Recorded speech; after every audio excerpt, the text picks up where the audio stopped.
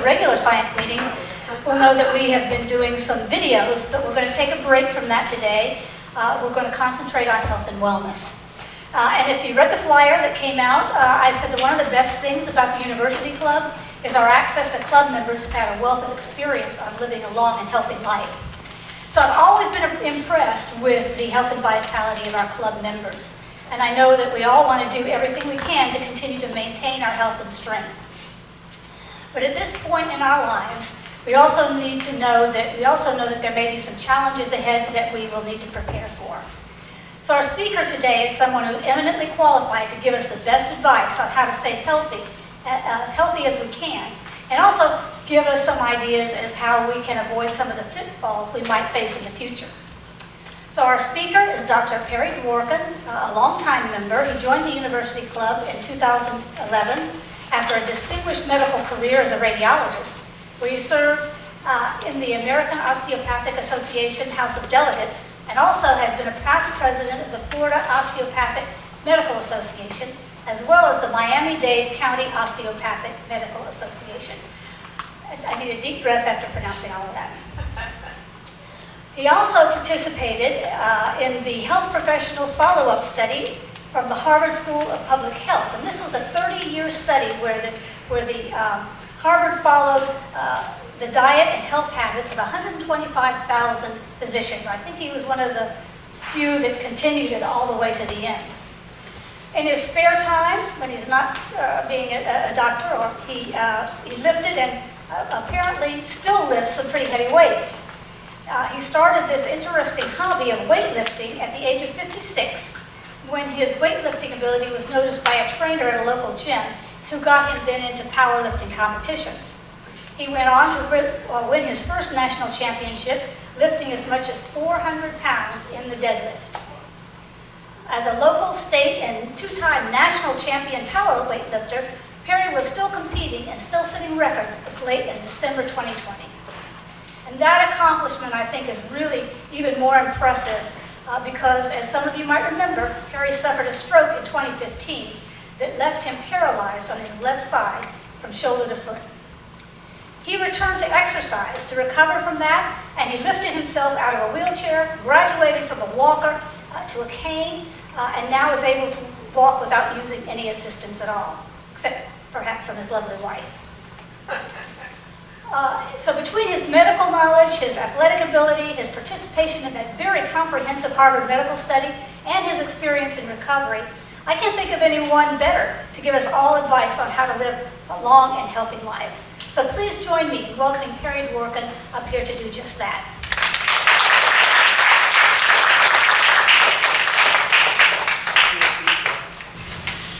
I can't beat that. Thank you all for coming. Most of what she said was true. She forgot to tell you that Eileen was there to push me to do it. So she gets credit. This is going to be a potpourri of 3 different lectures. We'll talk about falls, because that's... Can't hear you. Have the microphone like right in front of you now. You can swallow it. We're going to talk about 3 different things today, mostly because I want it on tape. We'll talk about falls. That's the most important thing I want to tell you about. After that, I'm going to rehash the study that I was in. It was a prospective study who started with 100,000 people. Harvard ran it. Went for 30 years. And they asked us what we were doing every it's true, it wasn't 30 years, about 12 years. And every year, 30, I went out here with my wife. It was a long study, and every year we got a 20-page double-sided 8x11 sheet of paper full of questions. How many eggs do you eat? What kind of peanut butter do you use? What kind of bread? They even sent one to my mother and wanted to know what happened growing up. At the end of it, there were about 50,000 left, and they put together, this is what we know. I mean, this is a good study, and we're going to get to that. Some of you have heard it already. First falls, then the the health study, and then we're going to talk about food. Do I really have to hold this thing? Yes, otherwise we can't see it. Okay. You can go to the podium if you prefer. And that way you can use that. Did you see this? It was in the newspaper a couple days ago. Yes. 500,000 Floridians were in the ER last year for falls. Majority of them between 80 and 90. That says it all. How come they're falling? Well, we have several neurological systems that we use to help us on track. They tell us where we are, they tell us where our parts are, and they keep us going. Our eyes are right in front of us. They assist in avoiding problems. We see them. Our ears they do the same, but it's not always in hearing. In the ears, we have a pair of semicircular canals, vertical, horizontal, and on an angle, both sides. They're filled with a thick, viscous fluid, and there's tiny hairs within the canals. As that fluid moves, it pushes on the hairs that innervates nerves, tells us exactly where we are. And that's what gets you sick when you go on the roller coaster. Every joint has a nerve in it. Every one of them has a nerve that tells the brain where I am. So the brain knows even if we don't know. Sometimes I worry about surgeries that happen and accidents that happen that may disturb that innervation. It seems to be a self-correcting thing. We do have that ability. We have the ability to heal ourselves given the right opportunities. Sometimes our brains know where we are before we do. We have significant redundancies that help us in avoiding falls. Things we can take care of and should take care of without even thinking is remove the clutter from walking areas and floors. Have well-lit stairways and walkways. Clean up spills immediately. This is one of my favorites. Rubber-soled shoes or rubber-soled sleeping socks if you need socks. Grab bars all over, certainly in the tub, the shower, and climbing stairs. Sadly, ladders are out, and so are other things of that ilk. We should be looking at grabbing tools or have somebody else do the job for us. Wet spots on the floor, trash, pick up things before they get in the way. Obviously, to you this is not always necessary. The biggest thing I want to talk about is when we wake up at night. I can't imagine any of us here doesn't have to use the washroom in the middle of the night, sometimes more than once. We're sleeping. We're in a somnambulant position. We're lying flat. We sit up. It takes a moment or two for our blood pressure to compensate. Once we have it compensated, we can stand. But when we stand, I always have something, my hand on something. I watch Eileen, she doesn't use her hand, but when I get up in the middle of the night, I call myself Spider-Man because I go from this to this, to this, to this, because I don't want to fall down. And I did that once. That was enough.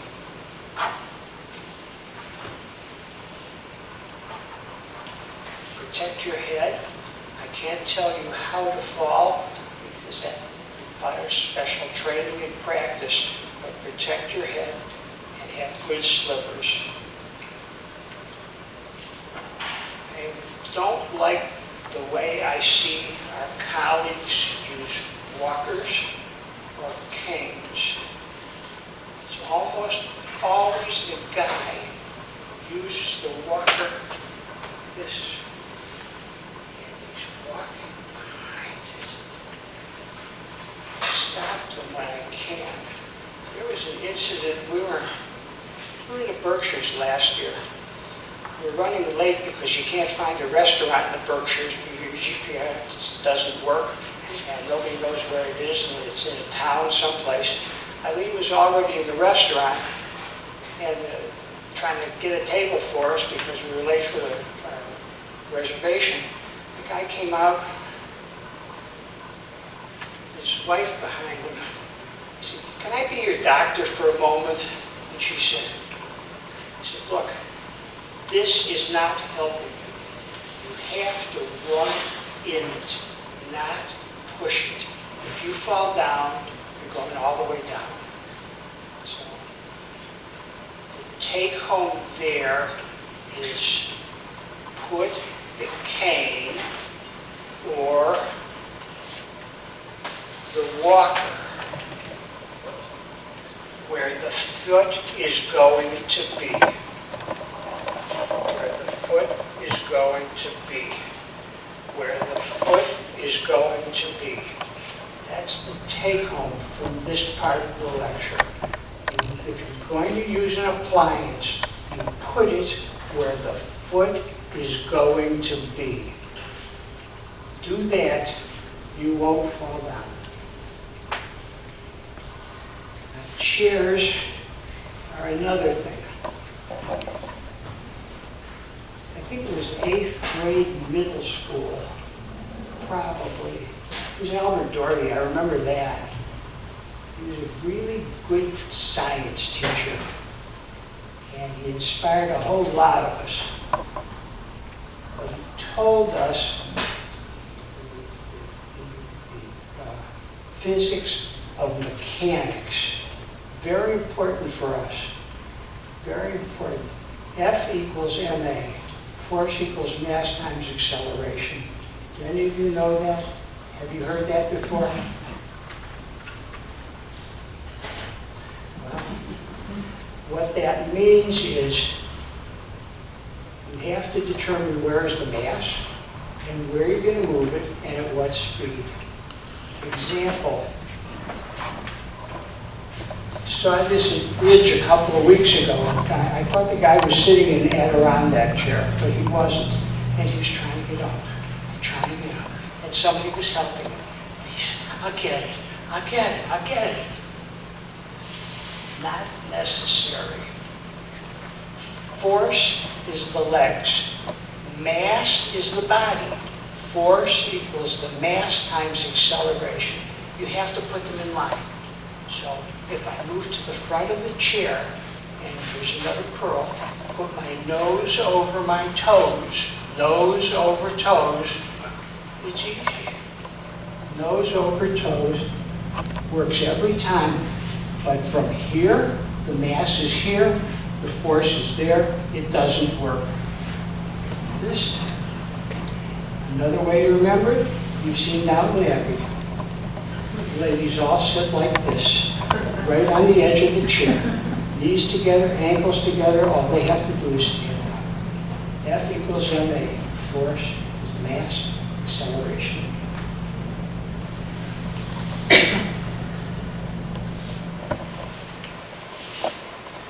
The two takeaways from this part of the lecture are you put the walking accessory where the foot is going to go. And we're getting up in the chair, nose over toes.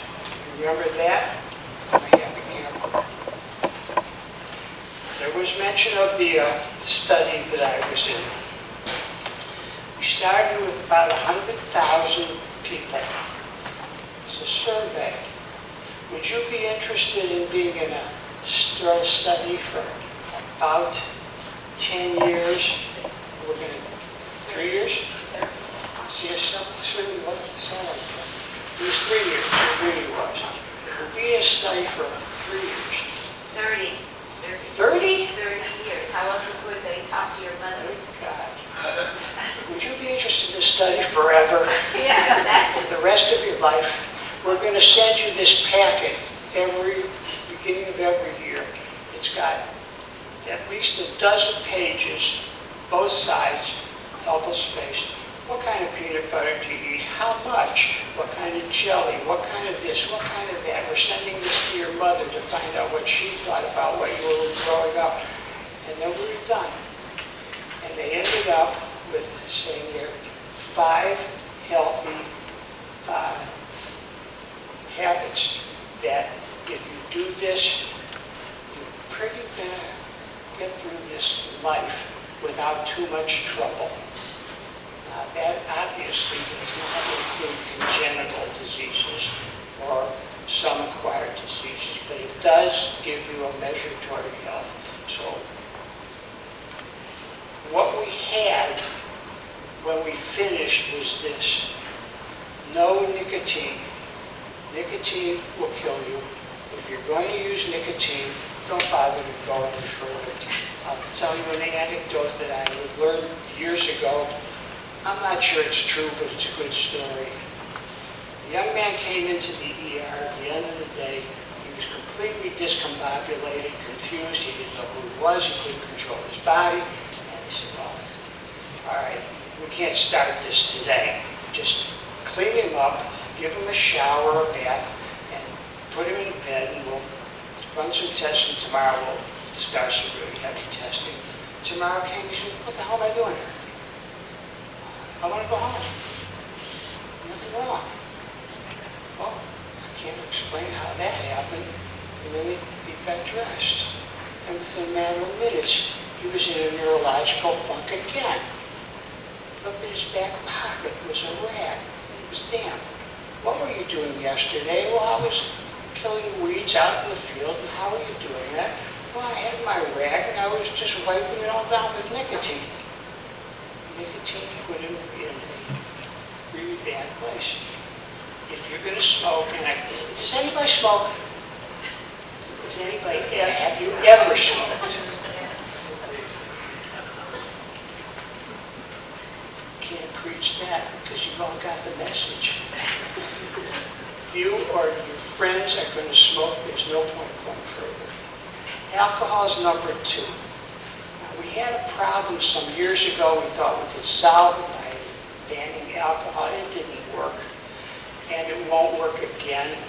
People like to drink, so what we have to do is get them to drink less and less frequently. So how much is enough? Well, I think they decided on something like 1 or 2 drinks. No, it was about a third of a glass of wine for red wine for women, and maybe 1 shot of whiskey for a guy a day. Anything more than that is detrimental and probably is to be avoided. Over.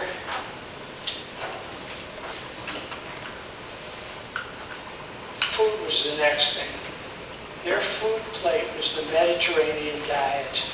It was heavy on fruits and vegetables of different colors.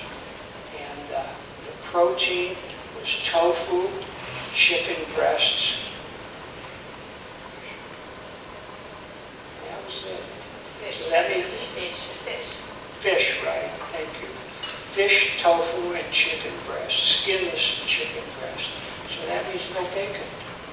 No fried. What is bacon? It's fried fat.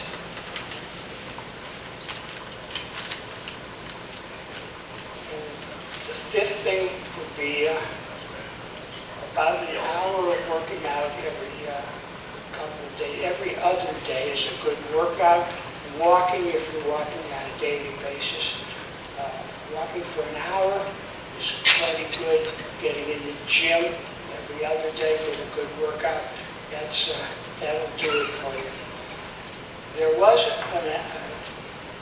from the Royal Canadian Air Force years ago, they had a monograph, exercise monograph that they published. It's out of print now.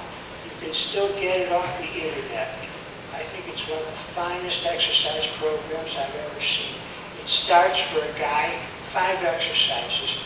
You're laying in bed, can you pick up your head and your shoulders a little bit? That's it. Can you do it 5 times? Great. Tomorrow maybe 6. It's the simplest, easiest, exercise program I have ever seen. I must have bought it from her for $10 at least a half a dozen times, but I kept giving it away.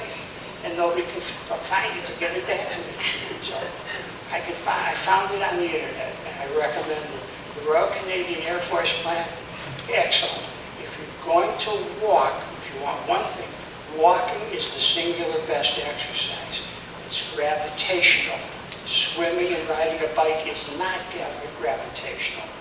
Gravitational is good for your bones. The swimming, the bike, the walking is good for your heart. Walking is good for every part of your body. If there's only one thing you're going to do, make it walking. Make it walking till you sweat, not till you fall down.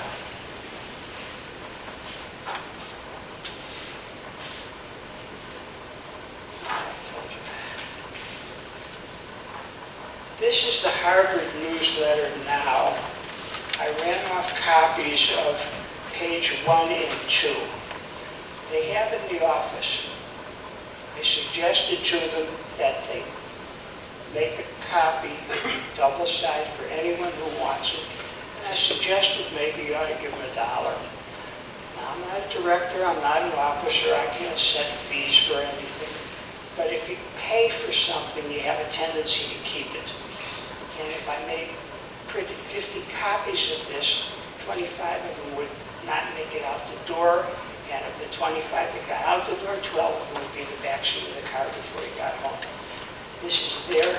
It's a little different from what we started with when the study ended, but it's about the same. To tell you the benefits of the study doesn't make a hell of a lot of sense because we're way beyond the age old. But put it this way, if we had a daughter who was 50, a son who was about the same 50, and they did the things that we're suggesting to do in this study, they could probably live between 5 years, 7 years for the boy, and 10 years for the woman, beyond what the family lifespan has been. By that I mean, how long did your parents live? How long did their parents live? There's some number someplace that tells you this is where my genetic number is. Just doing these 5 things adds years. Of course, if it gets too strenuous, it adds years every day. It's worth doing. If this life is worth living, it's worth living well.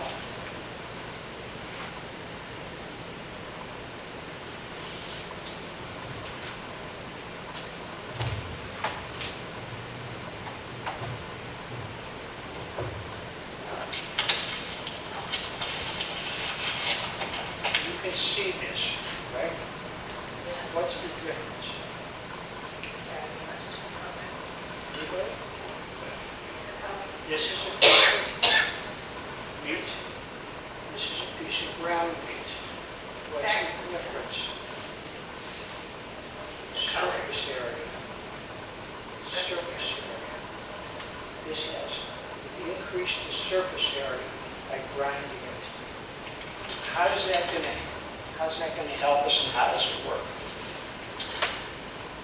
I would venture to say that somebody here has used nitroglycerin, or has been told to use it, or has arrived at a party a little bit late, didn't get much to eat before they got there, and somebody said, "You're behind, here's a drink," and you took that drink, and within minutes of that, you said, "Oh, I better get something to eat."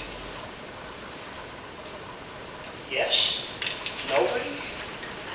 Well, it happens. And it happens because we don't chew and we don't put food in the stomach appropriately. The stomach is the dumbest organ in the body. It is full. It takes 20 minutes after it's full before it tells the brain you're full. That's why you get, "Oh my God, I can't believe I ate the whole thing." A smarter thing to do is before you get full, stop, rest. 20 minutes later, you'll know if you should eat more or not. Now, This happens when we chew. If we take a mouthful of almost anything and chew it and chew it and chew it, ultimately it's not in our mouth. It has liquefied, it's gone down the esophagus, gets into the stomach, the acid's working on it, and before we know it, it's in the bloodstream. The guy with the nitroglycerin puts it under his tongue because the mouth is intensely vascular and it's absorbed immediately into the bloodstream, and that nitroglycerin is working. The EMTs will tell them, guys like me, if you can't start a vein, just stick it in the guy's mouth. Pick up the tongue and stick it in there. It's so vascular, the medication will get into the bloodstream before your posture is done. So the idea that you can get the medication faster and get it working faster. Same thing here. If you took a bite of this and chewed it and chewed it and chewed it, ultimately it's gone. And this is what goes into the stomach. Now when it goes into the stomach, right there's acid. And the acid starts digesting it, it starts breaking it down. Now, in food products, we have simple sugars and alcohol, and then we have more complex fats and then proteins. Simple sugars are just carbon units, 5 to 6. Bing, bing, bing, bing, bing. 5, 6. Fructose, glucose. Each one has a carbon here, a hydrogen here, and a hydrogen here. So it's 5 or 6 carbons with 12 carbons and 1 at each end, 14 carbons. I'm sorry. 5, 6 carbons with hydrogens. Hydrogens, and at the end. That's a sugar. If we knock off one of the hydrogens, put in a hydrogen and an oxygen, a hydroxyl, that's alcohol. That's the only difference between sugar and alcohol. If we want to make fat, just knock off that alcohol and hook up another 6, another 6, another 6. Fats can go on forever. Proteins are very different. So we need the carbohydrates, and that can make fats. We can't make proteins. We have to eat it. There are several proteins that we must eat, or we're not going to get the benefits of it.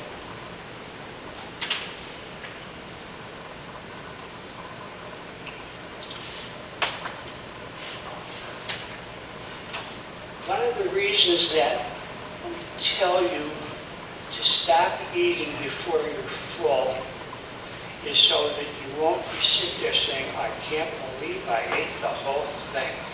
I am so uncomfortable. I'll never do that again. But you will. If you stop before you get there, in 20 minutes, your brain has told, your stomach has told the brain, hey, I'm full, don't eat anymore. And the brain says, I got that message 20 minutes ago. Okay, now you can eat again. Or not. Now you can get dessert.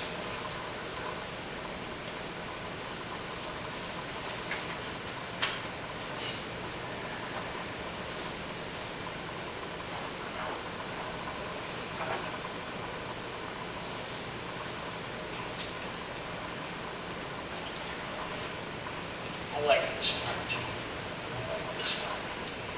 Muscle, body parts talking to each other. They don't talk, but they do communicate. Muscle is talking. Blood, you're doing some heavy work. I want you to find us some energy. Tell lungs we're going to need better oxygen. Tell heart is going to have to pick up the pace.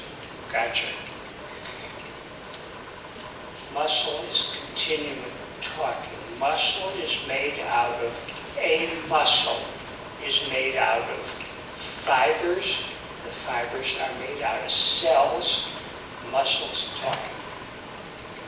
I don't trust blood. It's not that dependable in getting us energy, and we need it. If you guys have any extra energy, I want you to store it. Now, cells, you you got these little mitochondria inside. We're not sure what the hell they do, but stick energy in there. If there's any other places you can stick energy, do it. Also, fibers, talking to cells. Cells, we talk to the mitochondria cells about the mitochondria. We have places to store energy, store it. If you can store it in between the fibers, do it. If you can store it around the fibers, do it. The same thing for the muscle. Muscle, if you have places to store energy, do it. If you can store it around the muscle, do that too. You have to store it because we cannot depend on blood to get what we need when we need it. Blood comes by. Hey, muscle, I got a ton of energy for you. Where you been? Oh, I'm getting the energy. Where do you want me to put it? He said, man, I put it inside the mitochondria in the cells. I put it around the cells. I put it in the fibers. I put it around the fibers. I put it around the muscle bundles. I put it outside the muscles. I have no idea where you're going to put this because we have fulfilled everything we can. Well, I gotta do something with all this energy. All right. I'm going to put it in the subcutaneous tissue. Put it right under the skin. There's plenty of room there.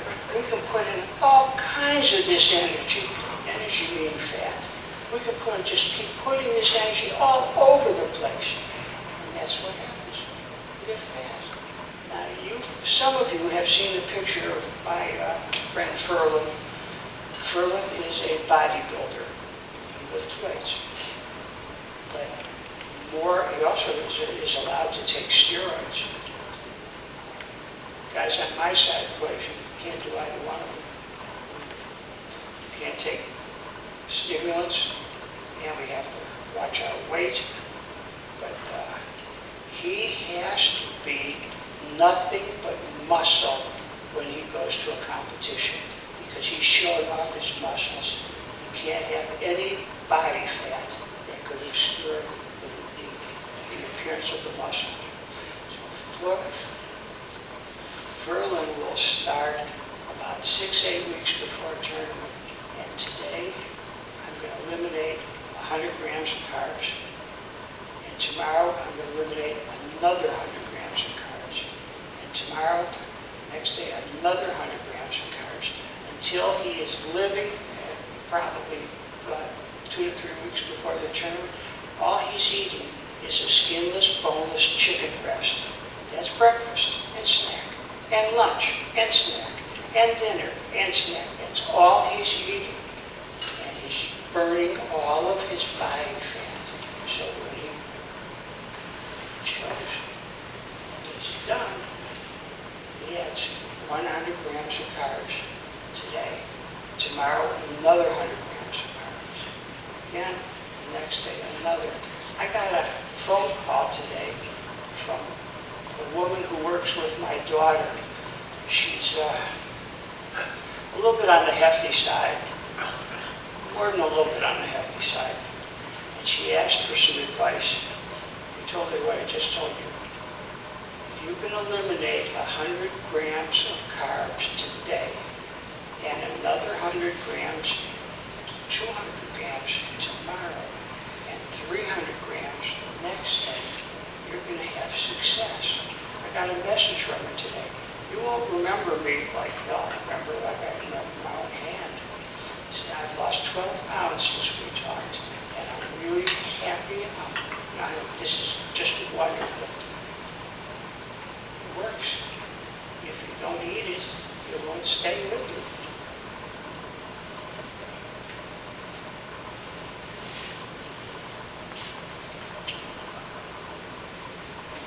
I think that's about all I want to tell you today. Do you have any questions? Is that kind of clear? Yes. Do you have any advice in the unlikely, hopefully never, that you fall? Again? You fall down. And I'm 84 years old, and I can't. How do you get up, laying on the ground, wherever you fall? from that position? The only thing I could tell you is what I think I would do. First get on my knees, and then, Well, let me stop you there. and then I crawl. have a total knee and a total hip, and I can't do that. So I was watching the Winter Park roadways, and I fell on my bricks right there, and I could not get up. I just was trying to get up, and somebody came from across the street in the middle of the race Yeah, and helped me up. I don't have an answer for you. I think that there are some classes that, and then you might have to ask, like Alice Dexter, I think, she's not here today, but she would know where you could find classes that are specifically to tell you how to get up. I remember seeing something like that at one point, and they were telling you sort of roll over on your side If I and were to push do yourself. it, I would say, you can't get up from your back. You have to get up from your belly. Yeah. So you've got to roll over onto your belly. If you can do that, you might be able to pull your knees under you. If you can do that, you can get your elbows under you. Now you've got 4 points. Your 2 elbows. I your need 2 something to hold on to help get up from there. That you don't have. Even if you got a stick, it's just a stick. But if you have a stick, maybe you can use that. My best advice then is your cell phone. Help, I'm in trouble. I think that's the best advice I can One of give. my neighbors in the next house up saw me fall. You think he ever came down there to help me up? Two guys across the I street. can only apologize for him not helping. He said, I thought you were going to make it. We have another question here. I am going to ask folks to wait for the microphone because we do have some folks here who have some problems hearing, so we want to make sure everybody can hear what we have to say. What kind of stabilization exercises would you recommend so that you don't fall down or your chances are less? You're taking me out on a field. I think, I don't know what I know what stabilization means. I don't know. Standing on one leg. I can't stand on one leg. Well, you have to hold on. I'm not doing it now, but for the last close to a month, I have started with weights in my ankles. And I bought a box of weights years ago, 5 pounds.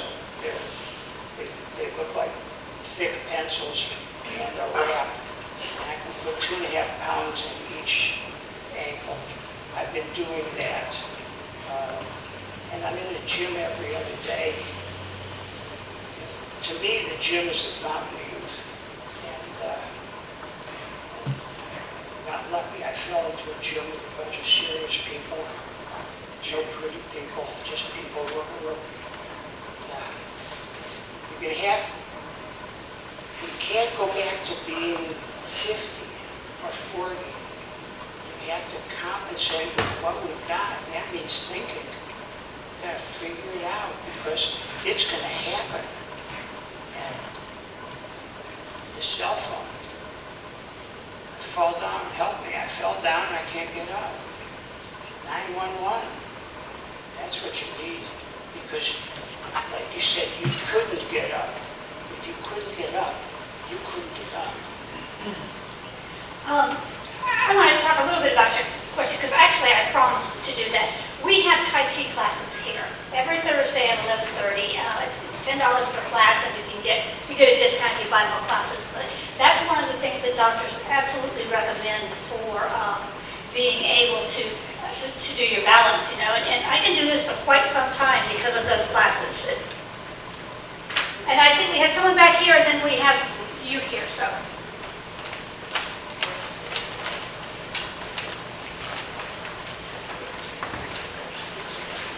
Do you want to hold it right up?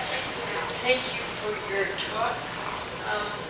I am a stroke survivor. I had cerebral stroke about 2 years ago, and a craniotomy, and about 60 to 70% of my cohort are now dead or disabled.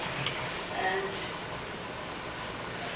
I think I've met a miraculous recovery, but I understand you have as well. And I'm interested in hearing about what you have done to increase your functionality. If you don't mind sharing. Well, my stroke was different. We had been hiking out in Montana, up in the mountains. We came home and went to sleep. Got up in the morning. I thought maybe I'd get some yard work done because we'd been gone for a month. And I've been in Florida long enough to know that you gotta drink water. I thought I drank enough.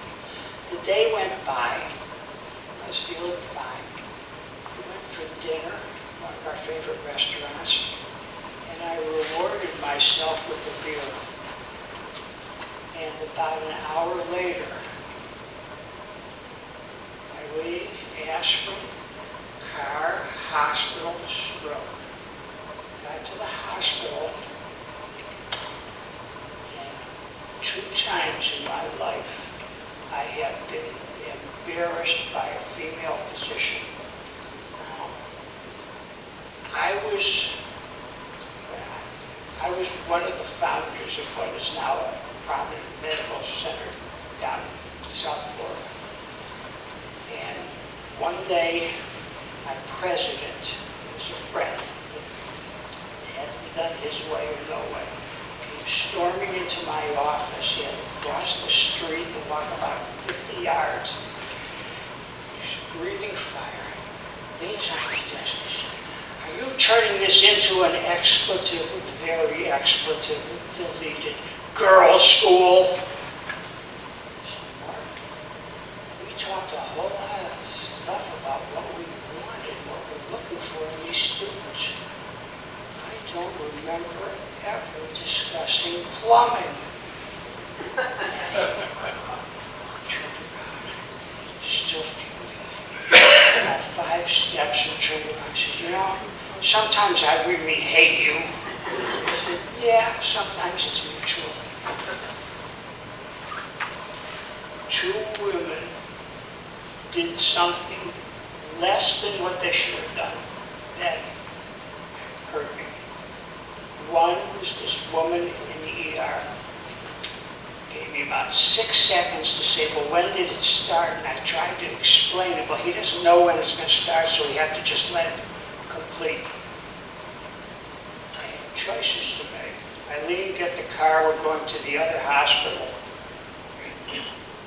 They sent an intern to ask me if I wanted to go home or stay. That intern was 1 week past graduation, and he graduated from the medical school that I had been a founder of. I was not going to ruin that kid's life. So I'm going to get through this. That's the only thing we're going to do. We're going to get through it. So to answer your question, when I got through with physical therapy as best they could do, I could walk, transfer to a chair. It's about what I could do. I could walk with a walker, I think. I'm not really certain. Eileen would help me get in a car, drive to the gym, and I was in a wheelchair. And she'd wheel me into the gym, and I would sit on a bicycle. And she would tape my left foot to the bicycle, and I would pedal. Most of it was the right leg pushing that pedal around, and the left leg was just going around and around. And after a while, the wheelchair was, I guess it was a walker, and then the walker became a 4-point cane with a flat platform in the pegs on the bottom. And then I was walking with a 3-point cane, and then I was walking with a big thick stick, and then I was walking with a real cane. But I was always in the gym, and I was always pedaling. walk. I couldn't walk. I needed the walker. But it took at least years. 2 years. At least 2 years before I could walk. I still don't walk normally. And I never will. I can't run. I have to be careful of how I'm standing and walking. It's never going to get 100%. This is as good as you can get. Because I'm right. I do the right thing. Should have gone to the other hospital. Should have sued her. It makes sense. It wasn't going to help me any. What helped me was her and me. And a determination that this has to be taken care of. That's the same as you. You did the same thing. This has to be taken care of. So I will do it. Right? Okay, we have another question here. Actually, it's not a question, it's an answer to the question how not to fall and regarding your balance. Until a short time ago, I was able to put on my pants in the morning by just standing up on one leg, putting my other leg into the pants and then changing the other way. I can't do it anymore. Now I have to sit down to put on my pants. So I was quite annoyed and felt inadequate and also felt in danger of falling every time that I lose my balance. So I had to improve my balance. And the answer was that I asked my physician to send me to physiotherapy, which I'm doing now for about a month. And they have specific therapy for balance improvement. For twice a week, for about an hour, they give me different exercises, which I have to do there, and then I have to do it at home. And I didn't even realize how bad my balance was. Like they tell you to walk with one foot in front of the other foot for 15 steps. Couldn't do it. Couldn't do it. I had to walk next to the wall and touch the wall every time I was ready to fall. And then you have to stand just with your feet together, with your eyes closed and your arms across your chest for 30 seconds. Stop. And there is I feel a definite improvement now, but far from being what I wanted to be. But you can do it if you do the proper exercises and you do it long enough. Well, what it said is absolutely correct. Can you see my feet where you should? This is our platform. We want to put our feet together. Now I'm okay with this. I'm okay. If I'm not, I just enlarge the platform. Now I'm better. Can you see that? Makes sense? And what is said is exactly correct. I would stand and brush my teeth, close my eyes, brush my teeth, and then I would try to get them closer, feet closer and closer, but my hand is always right here. So if there's a problem, I'm okay. And I still do it. I do all the exercises I can. Am I going to ever walk correctly again, or balance again, or run again? No, it's not going to happen. But I can get through the day. I can do almost everything I'm supposed to do. I don't know if I'm still a champion weightlifter or not, because I haven't been in a tournament for years. So the last one was not my favorite tournament, but I think I'm done with the weightlifting. But the balance, I'm going to work on it the rest of my life. And then one day I'm going to lay down and I'll just close the box and I won't have to worry about it. Okay, we have another question back here. My mom had lived to 102, thank God. Fell twice.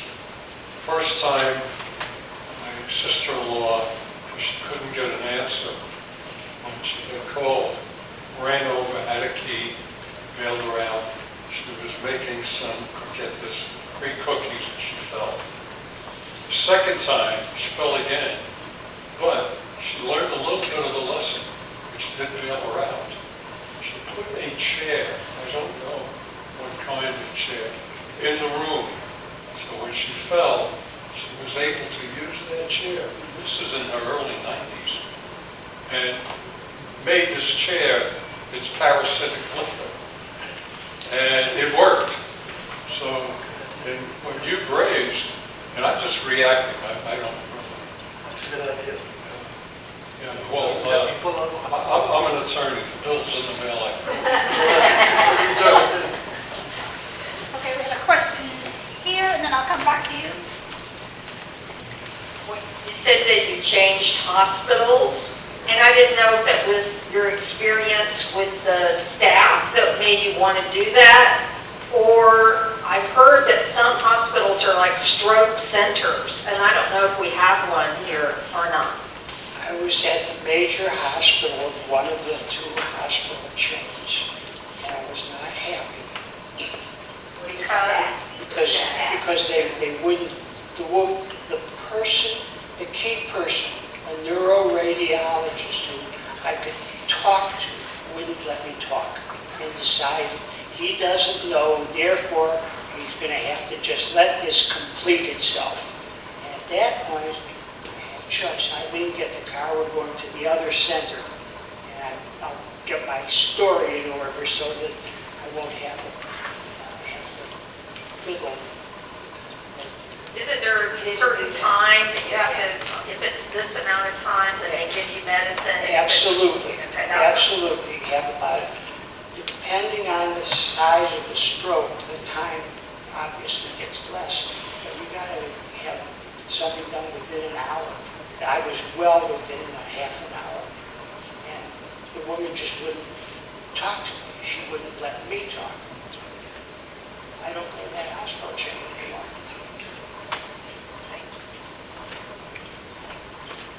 Hi, I just wanted to make a suggestion. There are very good resources in this area for people to get an evaluation. If you're concerned about your balance, you just need to get your primary doctor to give you an order to get an evaluation for your balance. That usually is a very thorough process. One of the people that I know who does a great job is Dr. Hope. His primary practice is ENT, but an evaluation should be multifocal. There are so many things that can affect balance, and just going into a therapy program that before getting a thorough evaluation is really not the thing to do. A thorough evaluation can be very important. Point is, there's usually somebody around who can help you if you're willing to look for it and find that someone and do the program that they're trying to promote. It may or may not help, but you can, if you look hard enough, long enough, you'll find someone somewhere that can do something. I was able to say, that's enough. I can walk, I can dance with Eileen. I don't waltz as well as I used to, but we can dance. Outside of the fact that I limp, I'm happy. The biggest question I have is, do I really want to go to another weightlifting tournament or not? And the answer is, I don't think so. But that doesn't mean I won't go to the gym every other day. I just don't think I'm going to do it again. I keep saying, I keep finding excuses. And after a while, you get the idea that the excuses are telling you what you want to hear. I think your primary care physician, I know mine does, every year when I get my annual checkup, she makes me stand on one leg. And so, I think that as we age, that's something that our primary care physicians should be making us do every annual. They do it at the gym. But that's about as much as I could do. Well, we'll have to get you in our Tai Chi class. The Tai Chi class is extremely fast, and I found I couldn't keep up with it. Oh, the one we're having here, okay. I'll The mention that. movements were very fast. The yoga classes that we used to have here were very, very helpful. And I understand that either the woman isn't available any longer or we can't fit her in the schedule or something. That would be wonderful. I know the answer to that. What is this, the chair yoga is what you're referring to? The woman who did it was Sue. Well, Janet Winger is the one who's been doing the chair yoga exercises, and she's not going to start until September. And then she's going to do 10 classes, and it's excellent. Oh, wonderful. I think We also previously had an exercise class, Sue, you're talking about. That was chair exercise. That was weightlifting and stuff like that. I have a question. Yes, right here. I would just like to echo, I go to Altamont Springs, and they have a recreation center, and I do chair yoga every Wednesday. And I really think that particular kind of exercise for some reason really helps with balance. So if you can find that, and you can, like, for example, you may not be able to come here on the day when they have chair yoga, but you can find it in many other places too. It's a good exercise. And you can also find it on YouTube and on television. There's a number of places where you can find yoga classes. Do you remember the back of the Dime comics we used to get, the Charles Atlas ads? Send me a dime and I'll send you my program. I sent him a lot of dimes, I never got it. His program was dynamic tension. What he did was this. Just trying to move one part against the other. This. It's the same as a curl.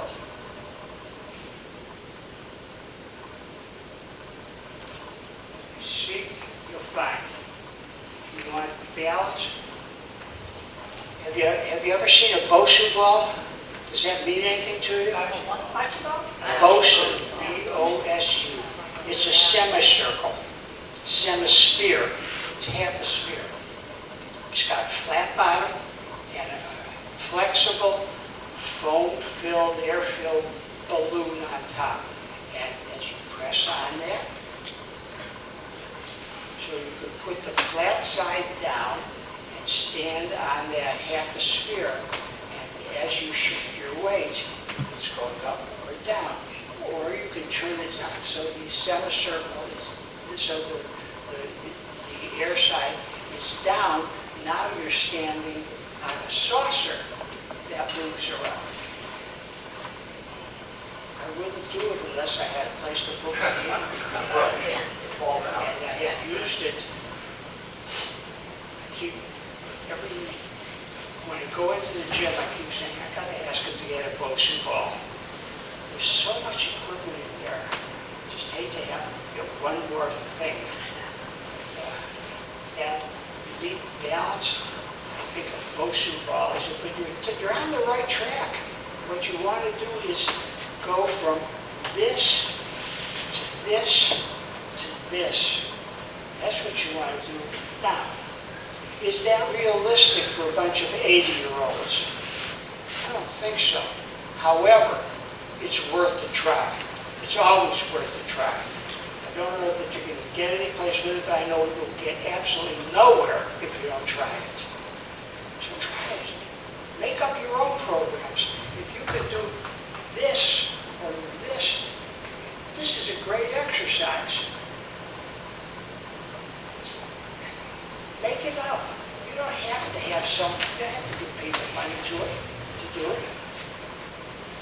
I think a lot of balance is also in the core, and strengthening the core will help a great deal. Well, I wouldn't be the proof of that.